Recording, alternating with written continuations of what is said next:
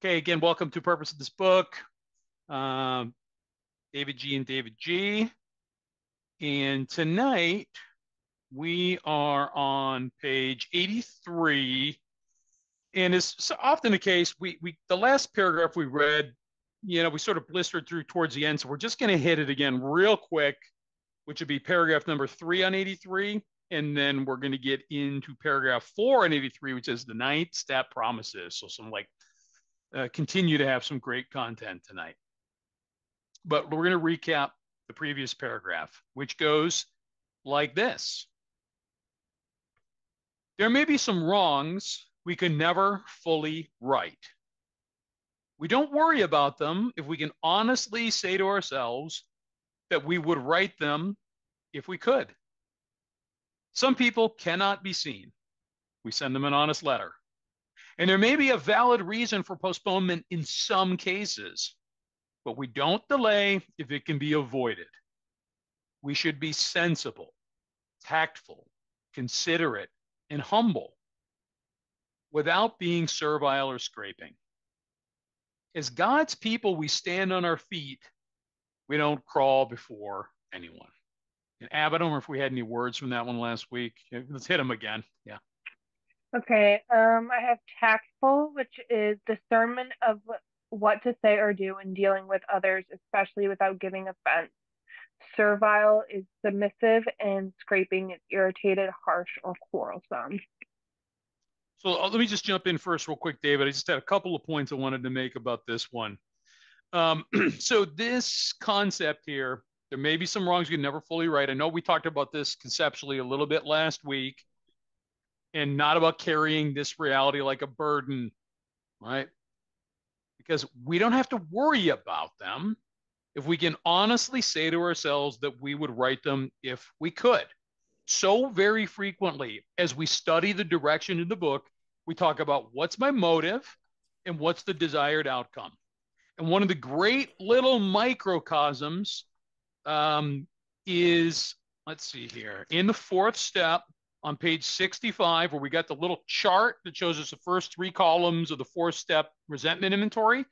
And just below that little chart, it says, we went back through our lives, nothing counted but thoroughness and honesty. And David and I are always saying, guys, this is a microcosm. It's a micro example. It's the micro conditions of how do I answer the question, am I working my program of recovery correctly? How do I know if I'm doing this right? How do I know if I did any step correctly? The question is, was I thorough? Did I do it all? And was I honest? Did I tell the truth, omitting nothing?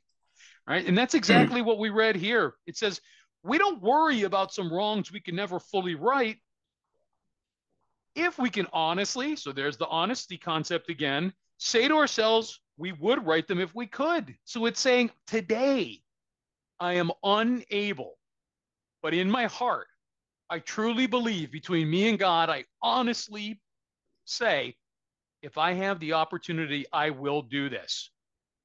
And so if I say I can't today, but I might be able to later, that means I'm going to include it.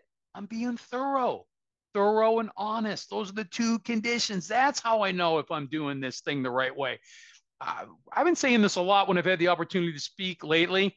This is a piece of literature. And I know if you study here with David and I a lot, we're two guys that when we come off, we sound like this is the book. This is how you read it. This is how you interpret it. Guys, that's just how we come off. That's not the truth. This is subject to interpretation. But, and my interpretation and how I execute the mechanics and the spirituality I understand here, I better be thorough and I better be honest. And if I meet those two requirements, I'm probably going to be okay. And I just wanted to, one other thing, a little bit lower in the paragraph, it says, we should be sensible, tactful, considerate, and humble, right? Up top in the first paragraph, it said, we're going to pray that our Creator shows us the way of patience, tolerance, kindliness, and love. I'm sure I talked about this last week. It's worth repeating again. By the time I'm into my ninth step here, new David, not old David, but new David is going to stop playing God and ask God to help me be patient, tolerant, kind, and loving. And beyond that, I'm going to ask God to help me be sensible, tactful, considerate, and humble. Why is that a big deal? That is a huge deal because I can tell you, old David did not possess the ability to portray any of those 8 characteristics. There was just no way. But today, having done the work to this point, knowing I'm in a life and death situation, knowing I'm on a life and death errand, I can humbly ask God for this, and He can give this to me. He can empower me because I'm His agent, so He can help me execute and behave this way. Yeah, and I think I'll pick up right where David left off there, because when I was in my A-step list and I was making my amends, I don't have the ability to make these amends yet. I really just don't. It's just like walking in the rooms, seeing the steps on the wall, and thinking, I got to say I'm sorry to all these people. And we know sorry is not an amends. Amends means change. But it's also I don't have the power to make these amends yet. I will get this power. It will be available to me as I work these steps, meaning this sensible, this tactful, this considerate, humble ability that I will get that from my power greater myself. Why? Because in the 5th step promises, it talks about walking hand in hand with the spirit of the universe. That is a pretty amazing promise. And it seems it is true for me. That is my experience. And every single time I sit down with a sponsee and we do this work, I feel closer to my maker every single time. And I feel like I am walking hand with the spirit of the universe. But if we go to the top of the paragraph here, I hope I don't butcher this. I'm going to try to do this. I was listening to Scott L. He's from Tennessee. Been sober a really long time. He's a really good speaker. One of my faves. Dynamite guy. So we're talking about here, this is the 8th amends that Bill's addressing here. The 8th example of amends through the book of thus far on page 83. And he's talking about something here that probably strikes home to a lot of us. There may be some wrongs we can have fully right.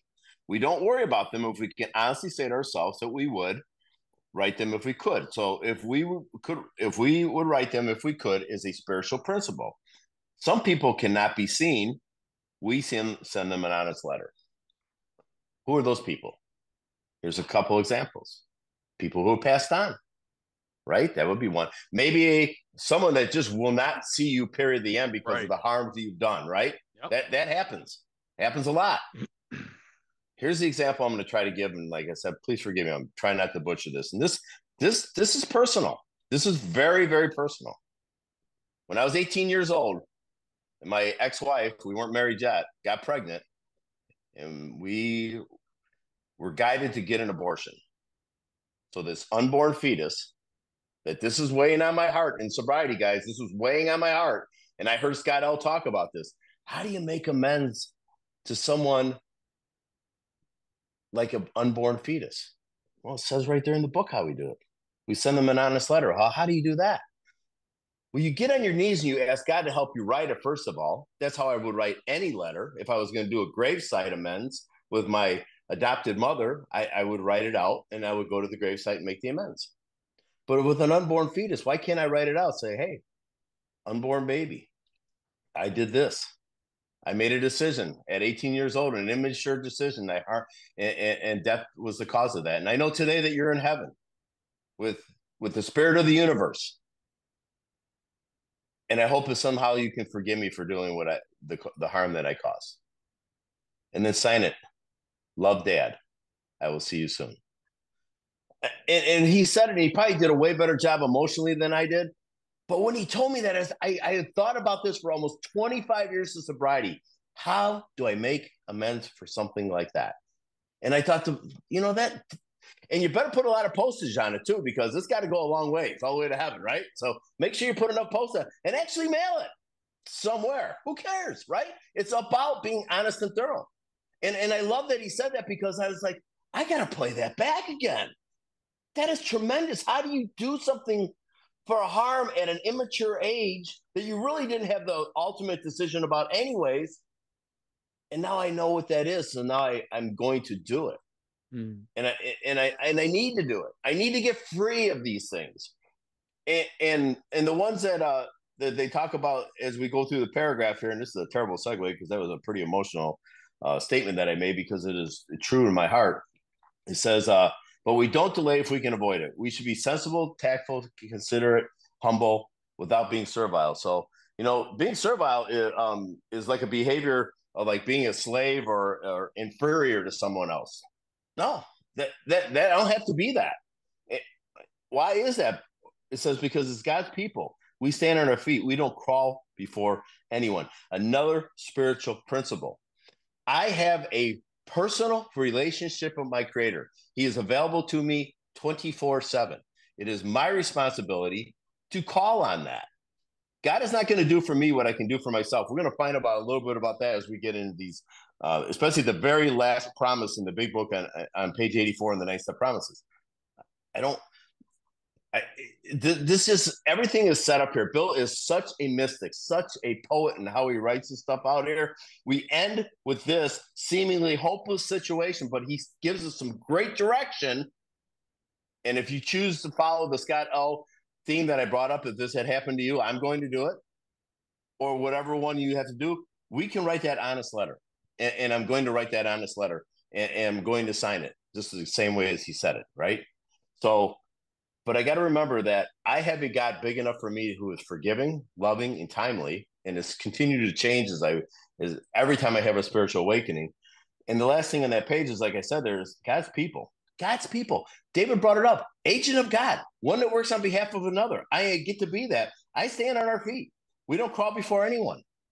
I am not the same person as David pointed out here when it came to being a sensible, tactful, and considerate and humble person. That was not my MO coming in here. This was all about change. This is all about the spiritual axiom or the spiritual appendix in the back of the book. Change, change, change, and more change. That is a spiritual awakening. That is a spiritual experience. That's what it looks like for me. And when I have that, these things are something that is unnatural become more natural for me. Something like the big book talks about, common sense becomes uncommon sense. Common sense means it's my first thought. And then uncommon sense means that I start to think about you. I put your welfare before me. That becomes more of a regular practice for me, an uncommon sense. I start doing that more often. I put your common welfare before my own. That means I'm not thinking of me. I'm thinking about you. Yeah, before we go on, I just want to address one other thing. Someone had side chatted me here. And I'm just sort of paraphrasing. I said what we're reading here is subject to your interpretation because, the book talks about precisely how we've recovered with clear-cut directions. And, so let me clarify what I said. Couldn't agree more. You guys know, if you've been studying with me, very fundamental about what I understand is the precise, clear-cut instructions in here. My comments about how we can each interpret this is that this is still words on a page in a piece of literature. And if I am taking somebody through the steps, no matter what, I'm still giving the flavor of what I'm reading here. Words can be read differently. One of the things that we do in here, we have the dictionary, is we read these definitions. And guys, if you haven't looked in a dictionary for a while, I've been doing the guest facilitator Mondays for Howard and Kathy's study. And so I've been looking up some words every week on the content. And like, man, you go in the dictionary, and I came up with like the word proposition. And there was like 6 different definitions of this. So I have to be careful when I read the book and I read a word and I jump to a conclusion or assumption about what that word means and how Bill was trying to convey it. I have to be careful that it's the only way in which it can be read. Now, some of these differences are minor and some can be significant. Like here's one in our reading, how it works, right on page 58. And let me just go there. I'm going to give a good example of this. And this one doesn't really make a difference, but maybe you'll see what I'm talking about here. Actually, on 60, after the steps in the following paragraph, it says, do not be discouraged. No one among us has been able to maintain anything like perfect adherence to these principles. We are not saints. The point is that we are willing to grow along spiritual lines. I think we would all sort of agree with what that stuff meant and what Bill's trying to convey. Then he goes on to say, here's how 100% of people read it. The principles we have set down are guides to progress. What if it's to be read as the principles we have set down are guides to progress? This is a subtle difference in two different words, right? And some of this, guys, why I'm really big on language, I mention this all the time.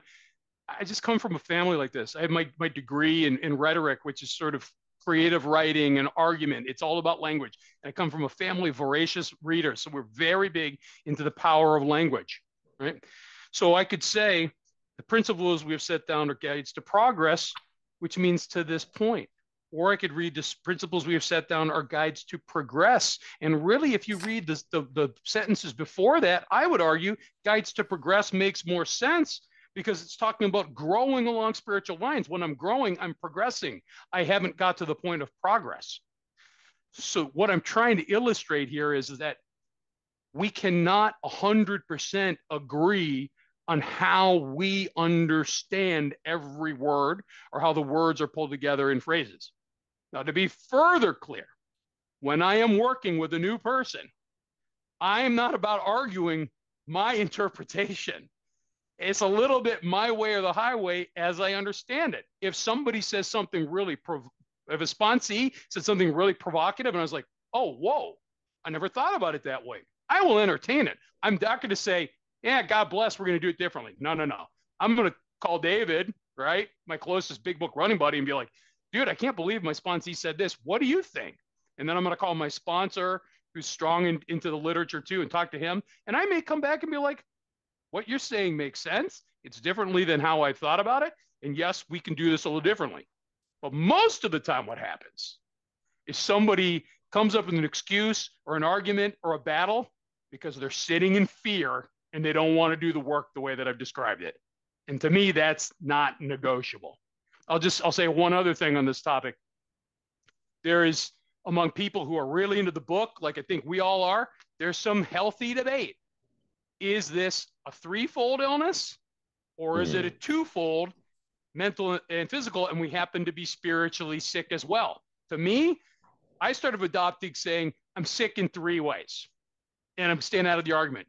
But if two guys or two gals want to argue is it twofold, threefold, I'm like, bring it on. God bless is amazing. Because both of you are so into the book and so passionate about this that however we end up is still amazing. We're arguing about how we want to be tight and fundamental to the book, and that's a victory, right? So I hope that clarifies what I'm talking about, in terms of, interpretation. Or then if you really get crazy, because we've all experienced this, recovering or recovered. Yeah. The book is pretty clear.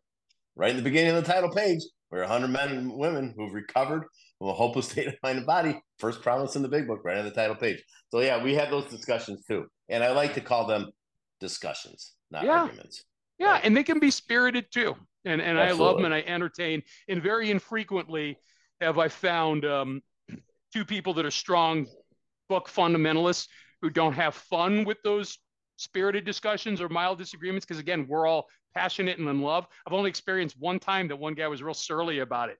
Damned if he was going to say it was a possible threefold illness. And I was just like, all right, whatever. And it wasn't with me. It was actually with Howard, but I was a party to it. And I was like, all right, so be it. It's okay. It's okay. That's his problem.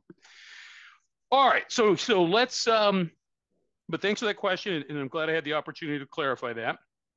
So now we're on the bottom of 83, paragraph 4. Okay, so here's what we're going to do. We're going to read the next paragraph, which in many places are referred to as the promises.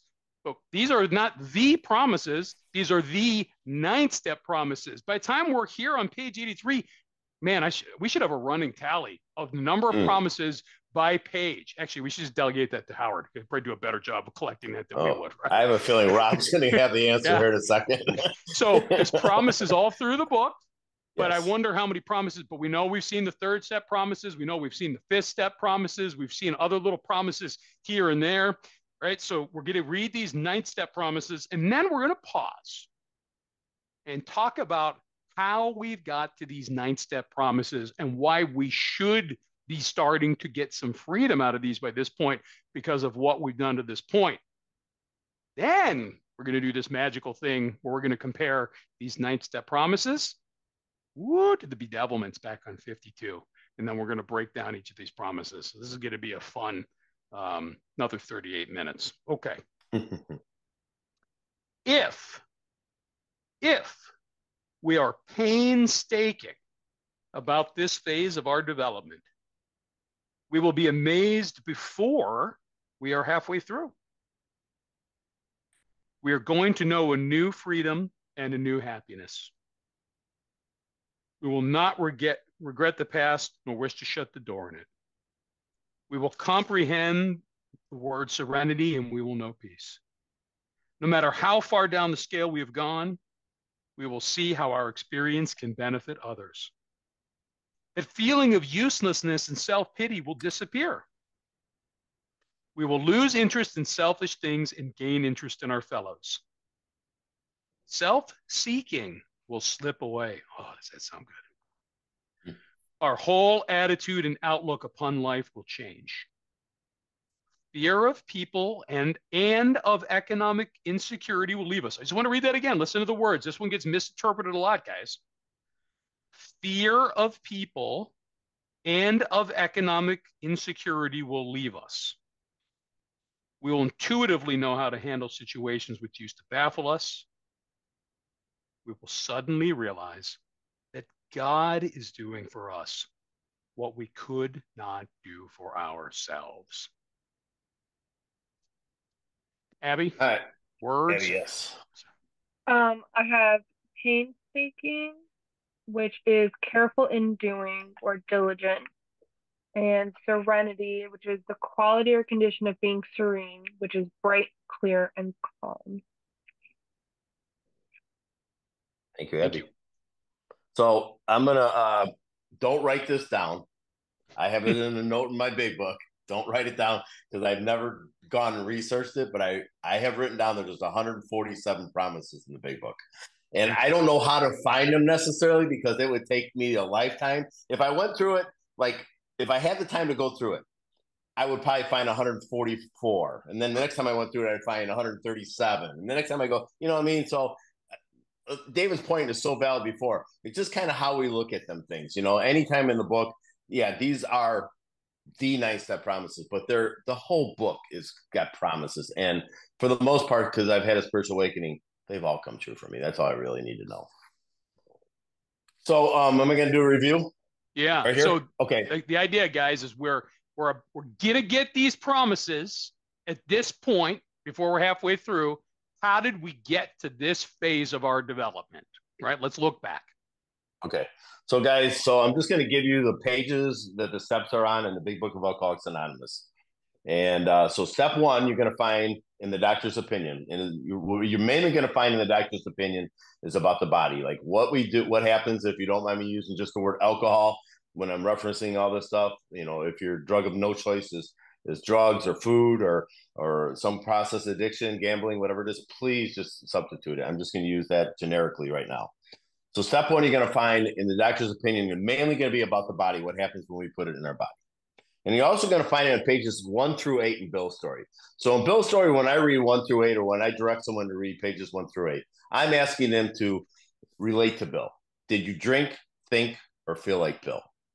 Drink, think, or feel like Bill. And when you do that, you'll see identification. That's what I'm looking for. Not differences. I'm looking for similarities there. And then also you're going to see it from pages 17 to 23. So that's just about the body. Covered a lot of ground just about the craving. What happens? Does have normal reaction I have when I put alcohol in my body? Then we're going to see, still in step 1, the second part of the first step, or the second half of the part of this disease is the mind, the greater part, the obsession. That without my consent, without my permission, I pick up a drink and I'm pounding on the bar, wondering how the heck this happened. You'll find that on pages 23 through 43. And then we're going to find about the third part of this disease that David and I talked about, and we think that it is a threefold disease, the will. So we're going to be talking about the spiritual malady, and you're going to find that on pages 44 and page 45. You're going to definitely find it on page 52 in the bedevilments in the second paragraph. You're going to see it all over in 60 through 62, how selfish and self-centered I am. You're going to see that. So that's just covering the first step.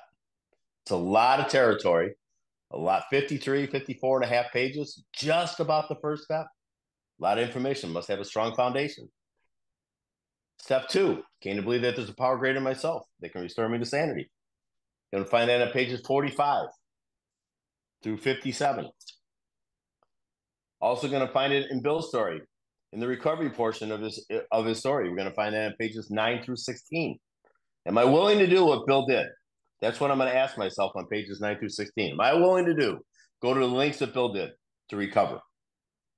That's how I'm going to try to relate there. And by the time I get to the 9th step, by the time I get to this step right here, right now, I should be going back and reading pages 9 through 16 to see if I've been doing some of this stuff and see what things I need to be doing that Bill did. Because Bill had a spiritual experience, correct? Well, we're talking about the work that he did to get to that place. Yes, he had a barn burning experience, a white light flash. But we also all have these awakenings or experiences, whatever one you had, but it's not from sitting in a meeting. And I'm going to get to that in 1 second here. So we're also going to find it in the spiritual appendix in the back of the book on page 567 and 568 in the 4th edition. That's step 2. Okay. So then step 3 is made a decision to turn our will and our life over to the care of God, in italic writing, as we understood him. I like to change the wording a little bit as I don't understand him. I need to have an infinite God where I don't understand him, but I know he's available to me. In the Big Book of Alcoholics Anonymous, you're going to find that on pages 58 through 63. So a lot of times in meetings, you'll hear people doing steps 1, 2, 3, 1, 2, 3, 1, 2, 3. And David always says this. What's wrong with step 4? It's a celebration. It is the first action step in the Big Book of Alcoholics Anonymous. It's the first real action that I'm going to take. Because if I'm doing step 1, 2, and 3, am I really on 1, 2, and 3? Or am I on step 0? Because if there's a step 1, as there is in the Big Book, as I just stated on all those pages, then there's a step 0. And that's how I came into Alcoholics Anonymous, is step 0. And I don't want to be on step 0 because there's no hope in step 0. It is absolutely a hopeless situation. I'm going to drink again on my own power. So then we're going to find step 4. Step 4, we're going to have a 3-process inventory that we're going to be going through. We're going to be going through a resentment. We're going to go through fears, and we're going to be addressing sex conduct. And the resentment portion of that in column 1, we're going to find on page 64. You know, who am I mad at? Who am I angry with? Who's my resentment? We're also going to find out what the cause was on page 64, 2nd column. And then the 3rd column, what did it affect? My pride, my self-esteem, my pocketbook. We're going to find that on pages 64 through 65. That's just addressing the first 3 columns of our 4th step. And then we're going to have a prayer on page 66 on to 67. And then we're going to find the column 4 on page 67. What was my wrongs and what was my faults? That's the column I am most interested in when I'm sitting down with the sponsee. Not the first 3 columns necessarily. I will listen. I've changed the way I thought about that. If you've got a 58-page 4th step, I'll listen to every one of them now. I never did that before. I just wanted to group them together. I think I need to give you that kind of time to do that, address that. Again, this is not a therapeutic program, though. This is a spiritual program, but I'm going to give them all the time that they need to work through these steps. Excuse me. So I can get to that 4th column. So the second inventory that I just spoke about is the fear inventory. You're going to find that on pages 67 and 68. And then we're going to find the sex conduct on the bottom of 68, on to 69, and on to 70. So 68 through 70 is our sex conduct. And if we don't change the way that we do things in the past, we're going to repeat them and we're going to drink again. There's stern warnings throughout the Big Book too, as well as there are these promises. Stern warnings. Death threats, let's call them. Let's even get more dramatic. Let's call them death threats. That's what they are. And then the conclusion of the 4th step is going to be on page 70 through 71. And then we did the 5th step when we sit down with God and another human being. So let me read the 5th step. Admitted to God, to ourselves, and to another human being the exact nature of our wrongs. I'm going to find that in my 4th column. I was with a guy who I came in with a couple 24 hours ago the other day, and he says, yeah, I write an inventory to God every night.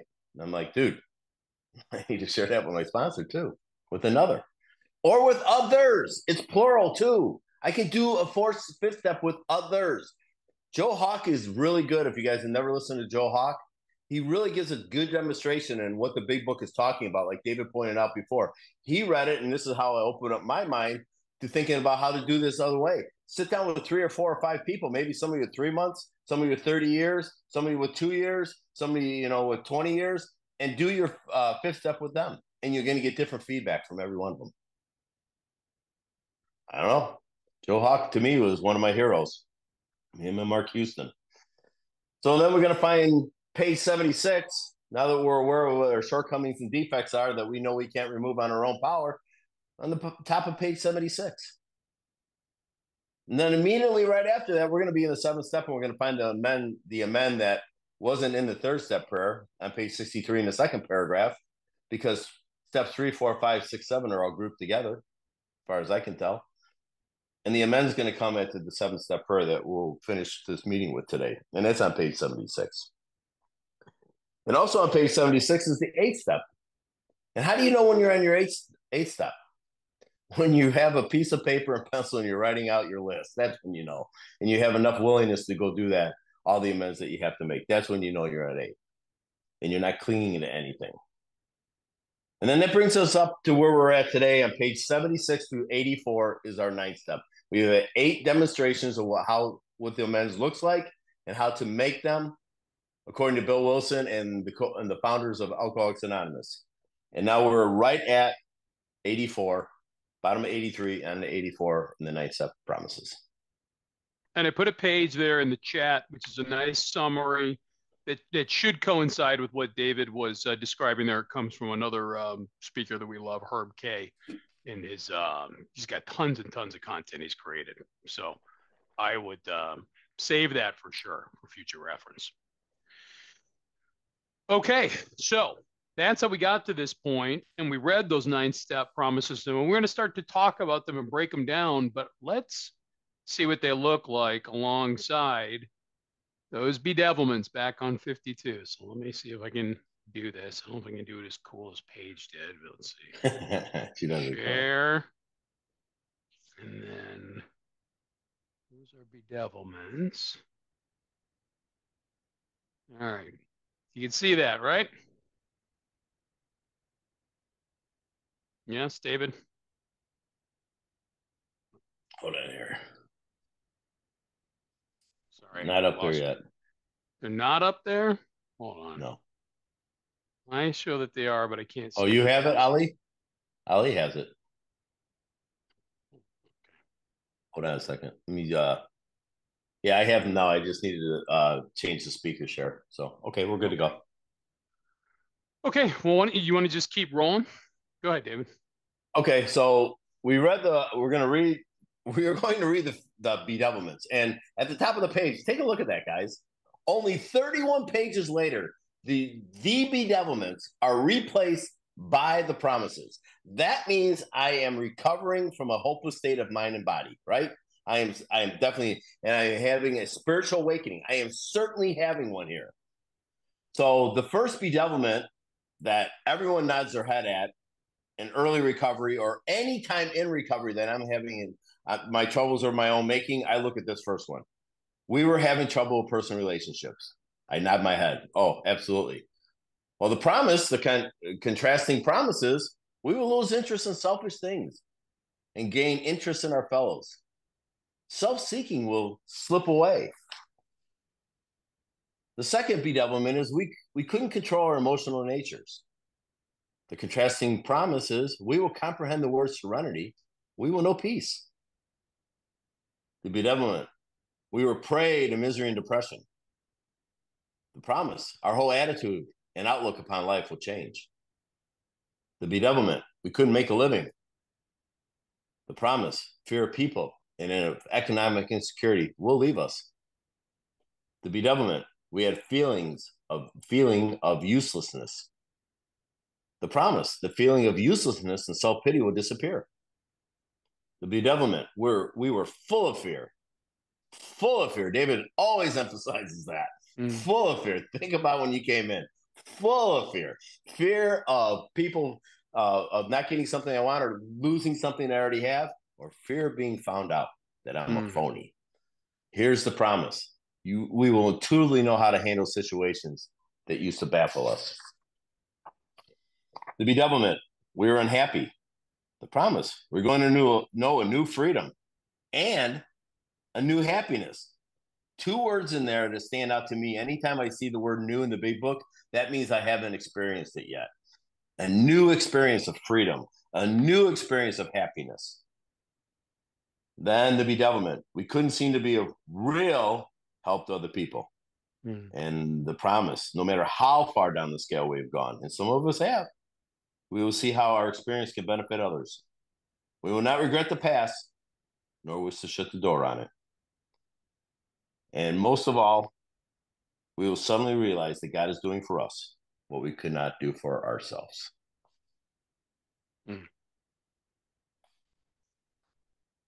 So, you want to reread the 9 Step Promises? Then? Yeah. And I just put that down because for whatever reason, when I was sharing, I couldn't see you guys, and I felt like I was thrown out in the hallway all by myself. Okay. Sounds like you've had that experience before in school. Yeah. If we are painstaking about this phase of our development, we will be amazed before we are halfway through. Should we just stop right there? Mm-hmm. Okay. Yes. So if we are painstaking, so again, let's get into the language here. That means if I'm incredibly thorough and I spare no step, I do everything I can, no matter the cost, no matter the pain, about this phase of our development.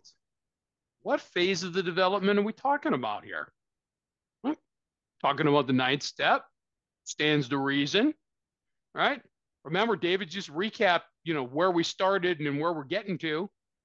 We started off with a little seeking of God, finding and seeking some God in 1 through 3. And then we started cleaning up a whole bunch of this stuff from the past, right? All these inventories, and made a decision in 3 to stop playing God. Then I actually started to do something about it in 4, and then entirely ready in 6, and then in 7. 7's really where I actually stop playing God. I make the decision in 3, but I actually stop it in 7 because I'm saying, well, if I was really serious about making that commitment, then I better stop being a jerk and I better start being God's agent. And that comes out of 7, right? That humility, that ingredient of that's to seek and do God's will. And then I tidied up that list in 8, and now I'm in 9, going out and cleaning up the past. That's how I start, because that's my perspective at the beginning. So if I'm painstaking, if I'm thorough and honest about this phase of my development, acutely my 9th step work, we'll be amazed before we are halfway through. Halfway through what? Halfway through my entire list of amends in 8? Probably. And it says I'm going to be amazed before I'm halfway through. My experience, personally, and I would say similar to those about me, guys I've taken through the steps and just, my running buddies, by about amend number 3 or 4, I'm amazed. Because what happened was, I was getting some relief, which is the selfish part of the 9th step. But more importantly, I started getting some freedom, right? I started to face the fears. I went out and did this work. And a lot of those amazing little earlier promises that were mentioned in 9 were coming true. So we just read, this paragraph, they're considered the 9 step promises. How about back on the top of 78 in the first full paragraph about going to the man we hate? In 9 cases out of 10, the unexpected happens. Sometimes the man we're calling upon admits his own fault. So years of standing melt away in hours. Rarely do we fail to make satisfactory progress. How about those for promises? And my experience is that a handful of amends in 2, 3, 4, 5, I start to experience some of these promises. I start to get freedom. Am I fully free? No. But I'm getting free. You want to add on that one, David? That first promise? Yeah. Yes. So this is. Let me read the 9th step off of page 59. Made direct amends. What kind of amends? Direct amends to such people wherever possible. When do I do this? Whenever possible. I don't get to make up an excuse for this. I've had God place people in my life. It could not have happened any other way. And I had a direct amends I can make to them at the time. So I need to be prepared for that. And again, let's look at what amends looks like for me. You don't have to do it this way. I got this from Joe Hawk also and Mark Houston. I love it. I do it. I suggest my sponsees do it. I ask them to consider doing this. So when I make an amends, it's about change. It's not about apologizing. It's about change. I wore I'm sorry out. These are my wrongs. This is how I harmed you. These are my faults. Would you please listen to me? I'm in a 12-step program, and I need to do this so I can get spiritually fit. And 9 out of 10, or maybe even a higher percentage of that, whatever that would be, they say, yeah, sure. So I sit down with them, and I bring out all my wrongs and all my harms and all my faults that I caused them, and I lay them on the table in front of them. And then when I get done with that, I ask them these 2 simple questions, which are very difficult to listen for. Are there any other harms that I've caused you that I'm not aware of? And then I shut my mouth for 45 minutes. And this is what happened with my ex-wife, man. I'm not exaggerating. And I had no idea some of the harms that I caused her. They're verbal abuse. Not coming home at night, worried to death about me for 3 days with no calls, no shows. Worried that I wasn't going to have a job to provide for our family. Using up all our money. The shame that it caused in the neighborhood. The police showing up at my house. The police always seem to show up at my house. They never showed up at my neighbors. They always showed up at my house.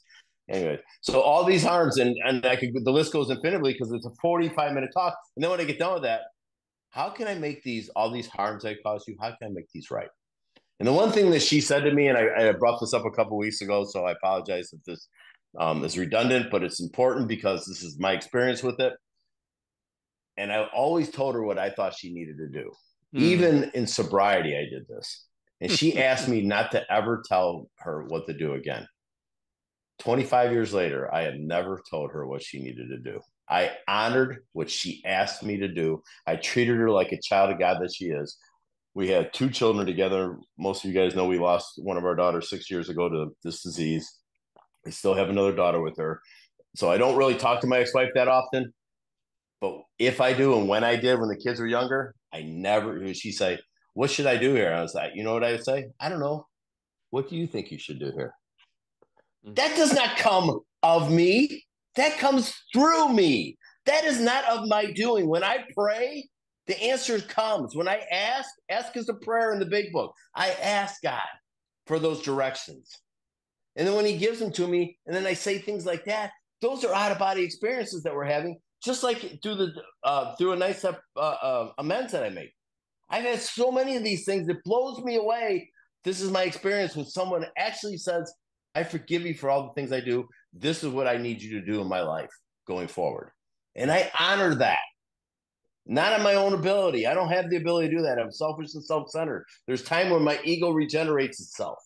And I forget that I'm a real alcoholic, that I need to stay spiritually fit. I have a daily reprieve contingent on the maintenance of my spiritual condition. I need to do this repetitiously. We're going to get into step 10, 11, and 12. It's going to be fantastic. David and I love this. We're going to do a convention here in November, Cocaine Anonymous. We're going to talk about the 10th and 11th step. I don't think they're going to give us enough time. We could talk about that for hours on end. We love it.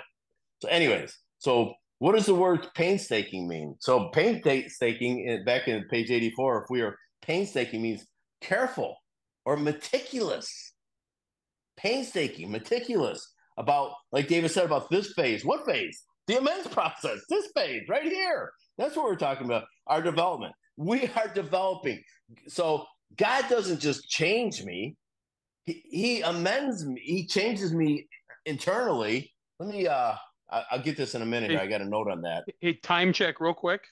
Oh, we got 13 minutes and we got 11 more promises. Okay. And David already said finish. Yeah. Okay. All right, go ahead, bro. Okay. You're right. Please. Yeah. Next promise. I'll let you go first. we are going to know a new freedom and a new happiness. Again, I brought this up already, so I'm going to shorten it up. This is a new experience. New. Please embrace that. Please, please, please. This is a God-given event. New happiness, new freedom. And continue to do this process, and you'll continue to get new happiness and new freedom. When my 1-year-old grandson comes over here, talk about a new happiness and a new freedom. Oh, I can't tell you. Okay. And let's just look at the language here too. If I'm going to know a new freedom and a new happiness, that implies that I had an old freedom and an old happiness. I'm not sure that was my case. Mark Houston asks, how free do I want to be? I want to be completely free. What my experience was like in the past is I was anything but free. I was so shackled to self, and I was so shackled to alcohol and cocaine and other drugs and all those behaviors that went along through it. This could read, I'm going to know freedom and I'm going to know happiness. Now, listen, did I have moments of happiness prior to recovery? Yes, of course I did. And when I was younger, I was happier. As I got older, less and less. But, even at the end, when things are bad, could I laugh? Yeah, sometimes. But overwhelmingly, on 24 hours in a day, was I more happy or was I more miserable and depressed? I think you guys know the answer to that. Mm-hmm. We will not regret the past, nor wish to shut the door on it. This is a really important one, too. Go ahead, David. Start us off. So our past is our greatest asset. And in the big book, it talks about that. Why is that? Because when I share with when I sit down, it's in working with others. Yeah. So when I sit down and do that with them, I get to share my story. I get to share that so they can relate to me, right? The same way I asked you if you're going through the text for the first time or the 20th time, look at Bill's story. Did I think, drink, or feel like Bill? I'm doing the same exact thing with them. That's the perfect opportunity. At least for me, I don't do that from the podium. I share my experience, what it was like, meaning without God in my life, what that looked like, what happened when God came into my life through the process of the steps, what it's like now with a relationship with power. That's the way I look at it anyways. So, but we're not regrets the past to shut the door on it. Dude, it's my greatest asset. I have not forgot where I came from today. I have a daily reprieve continuing on the maintenance of my spiritual condition.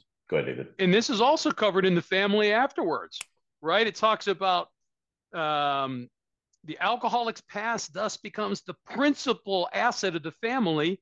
And frequently, it's almost the only one, the only asset. The painful past may be of infinite value to other families still struggling with their problem. This is why we don't shut the door on it. This is why we don't leave it behind us. We carry this like our banner into battle, right? This is something we know well. We will comprehend the word serenity and we will know peace. Go ahead, David. Earlier on, with incomprehensible demoralization. This is the opposite of that here. It's comprehensible. I understand it today. We will comprehend the word serenity. We will know peace. This is an experience. David just brought it up. Mark Houston asked that question. How free do you want to be? Continue to do this work. You will find a new serenity, a new peace.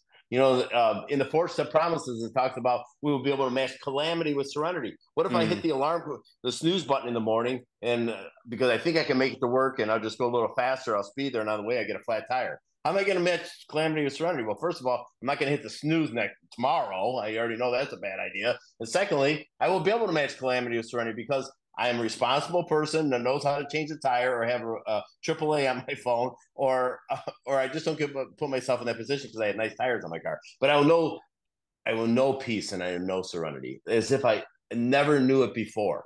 Go ahead, David. Well, I was actually grabbing us a dictionary definition of serenity because we're going to comprehend the word serenity. We better define it.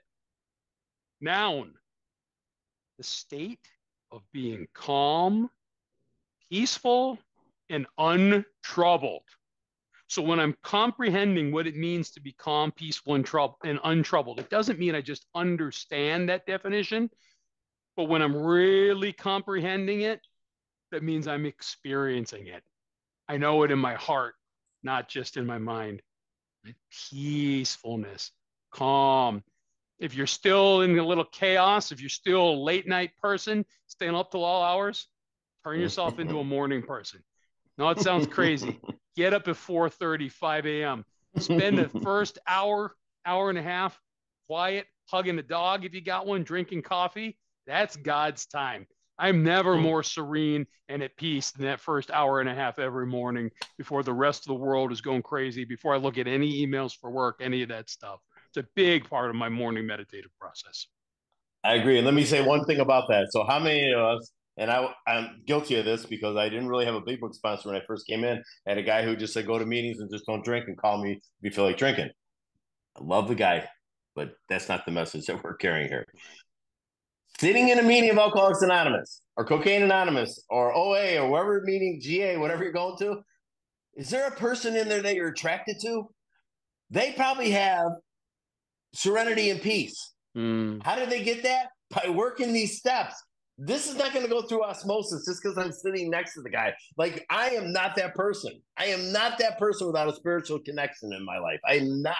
I will not be able to do that. I will take your inventory. I will judge you. I am not a nice person. I need to have a personality change sufficient enough to recover from the disease. I need to work these steps. That's what gets that done for me here. Then I will know peace and serenity, but not through osmosis and sitting in meetings think that that guy next to me is going to rub off on me. But I am attracted to them, so I need to take the courage. I'm full of fear, and to get to a stage of faith, I got to take a leap of faith, and just courage. Go ask that guy to be your big book sponsor. Ask that guy if he's had a spiritual awakening. Ask him if he knows how to take you through the steps, or her, or they. And go do that and get a brand new experience. One you never had before. No matter how far down the scale we have gone, we will see how our experience can benefit others. And really, this goes with the promise that we just read a couple of promises ago about not regretting the past or wishing to shut the door in it. Past is our greatest asset, right? This is what we can bring to newcomers to establish rapport and say, yeah, man, I've been through this already. Let me show you how I got out of it. Perfectly put. And because the bedevilment is that right, contrasting to that is we couldn't seem to be a real help to other people. Dude, when I'm sitting down across from a new guy or somebody that hasn't worked the steps before, I sponsor people that have 25 years, 30 years that never went through this work, and they ask me to take them through. Boy, talk about could it seem to be a real help other people? I get to be real help. I get to be that, what David said, an agent of God. Because I am armed with the facts about the big book of Alcoholics Anonymous. And then right in front of my very eyes, they start to change. And they are the last ones to see it, by the way. But I see it right away. I got a couple sponsees on here, and their lives don't look anything like it did when I first met them today. And I am so happy for them that they have a relationship with God because they did the work. I take no credit for it. I'm just the messenger. I am not the message. That feeling of uselessness and self-pity will disappear. I mean, opposite of the bedevilment, right? I have a feeling of uselessness. You know, our buddy Young, if you guys know him from the UK, puts out the Audio Anonymous, does a bunch of speaking. We love that guy. He always talks about this in his leads, that maybe the meaning of life is to be useful, to be of use. And man, he might be right. I was of no use before. I just existed. Right now, I've got the opportunity to be and to contribute. And that's what being part of the community, being part of the planet, being part of mankind is really about. I don't have time to be in self-pity when I'm helping you, right? This is all about flipping the switch on being so entirely self-centered to being selfless and, again, being the agent of God, taking care of all his kids, all of you guys and the other 8 billion people on this planet. Yeah, so in that sentence there, the feeling of uselessness, and David talked about that, and self-pity. Self-pity is where I get to play the victim role, not a place I need to be because I'm empowered when I'm playing the victim role, but it says will disappear. So it's not going to vanish, but it is going to slip away. It is going to slip away. It'll be gradual, but it will happen for me because self-pity and this uselessness, and David pointed out, that is probably the key to life. Being useful to other people. Like I can give you experiences that, again, are not of me, they came through me. And I'm going, who are you? I go look in the mirror, I'm like, God has done for me what I could not do for myself. Honestly, it just blows me away when I stay close to God and perform his work well. Good, David. We will lose interest in selfish things and gain interest in our fellows. You guys see a little theme that's rolling here? these things blend and overlap a little bit. I'm going to lose interest in me. I'm going to gain interest in you. That's an entirely new experience. This is the shift I have to make.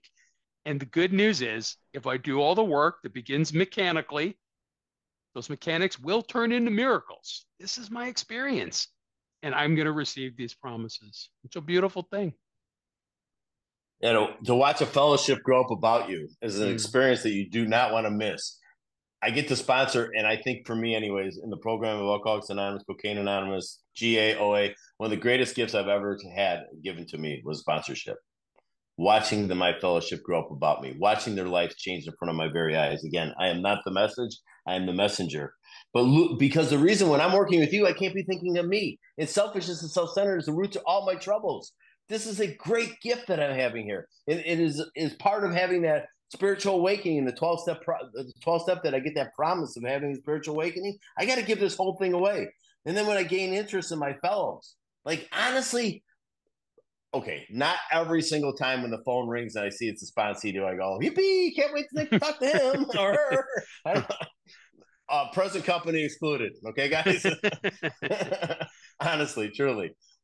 But now, honestly, I changed that and went, oh my God, I have a moment to grow closer to God. I am not the answer man. I'm not the Michelin man that has all the answers. But I pretty much think the first thing I usually say is, where's God in all this? Yeah. My guys will tell you that. So anyways, go ahead, David. Self-seeking will slip away.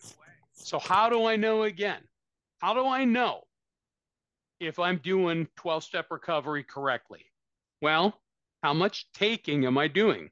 Self-seeking is taking. So if my recovery looks like I show up to meetings and I share about what's going on in my life, and that's kind of it, and then sadly I know a lot of people like this, I'm still in self-seeking.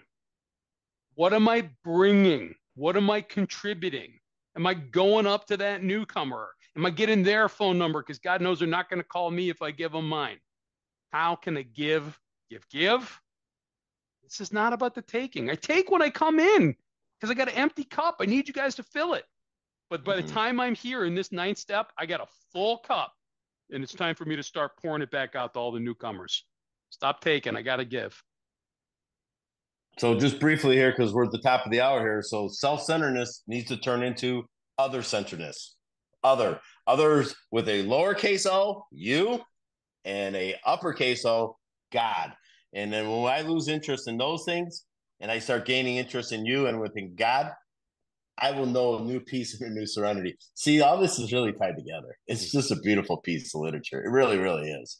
So I'll end it right there. Well, 5 minutes. Everybody, we're going to go 5 minutes long. Stick around. Let's power through these. Okay. I don't want to pick them up next week.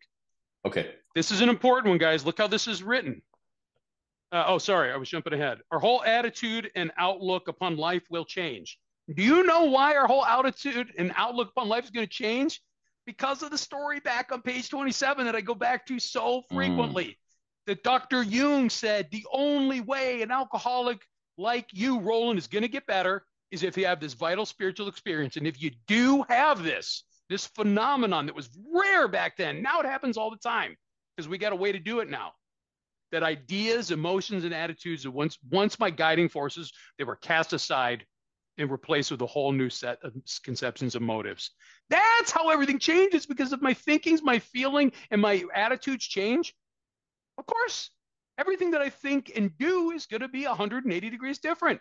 It's very simple to this point. We've hammered this in the book to this point. Go ahead, David.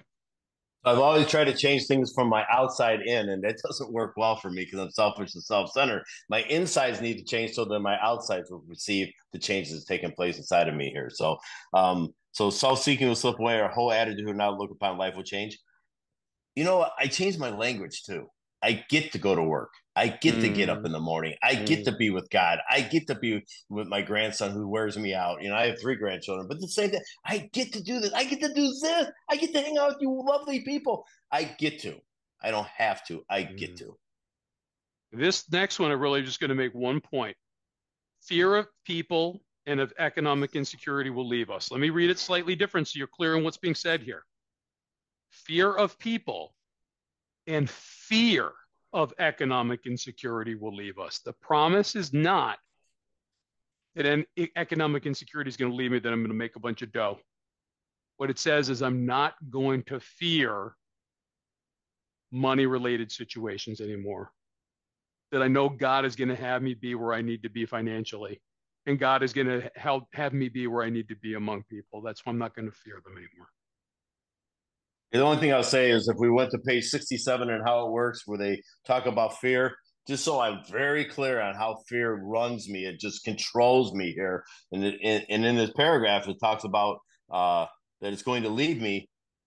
It falls for me is what it really does. And I don't have the ability to do that. But on page 67 in the third paragraph, halfway through, it says this short word somehow touches about every aspect of our lives. I think Bill's being liberal. I think it touches every aspect of my life. It was an evil, corroding thread that the fabric of our existence was shot through with it. If you get shot, it permeates, spreads out throughout my whole body. Sets in trains of motion and circumstances which brought us misfortune we felt we didn't deserve. But did not we ourselves set the ball rolling? And then it says the last little part of that, sometimes we think fear ought to be classified with stealing. Sometimes it seems to cause more trouble. Stealing is a conscious decision. Is fear a conscious decision today? I think it is for me. So the theme for me is more God, less David. Both Davids. Yeah, okay. We will intuitively know how to handle situations which used to baffle us. We're right on the cusp of a lot of this kind of content. As we get into 10 and 11, so much of the content in the next couple of pages is about just this. I don't want to spoiler alert, but the top of 87 we're going to be studying in a couple of weeks.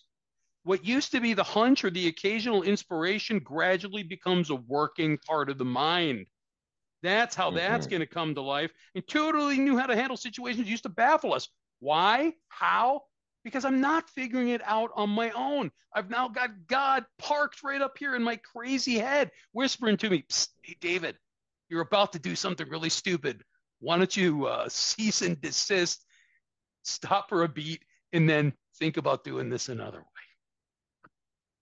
Yeah, I talked about it earlier on, and I won't elaborate on it too much, but common sense is my first thought all the time, if I have any at all. And it's usually about something to do with self. So uncommon sense means is my second thought, and it's about being of service to God and all his kids. So the prayer that I can bring into the equation is simple. God, give me a heart of someone to be of service. Life won't be so baffling anymore. If I get out of me, it just is not baffling. In the last promise, we will suddenly realize that God is doing for us what we could not do for ourselves. Bring us home on this, David. We're finally in a relationship with power. Celebrate that. Oh my goodness. Are you kidding me? We are in a relationship with power. And it talks about there that we realize that God is doing for us. Realize means with real eyes, realize I am seeing a change. I am having a spiritual awakening right in front of my very being. This blows me away. This is true for me. We're finally having a relationship, and it all stemmed from me conceding in my innermost self that I was a real alcoholic and becoming honest and thorough in doing this work. All right, we're going to wrap it up there. Thanks for going a little bit longer with everybody. Thank you, guys. Appreciate you.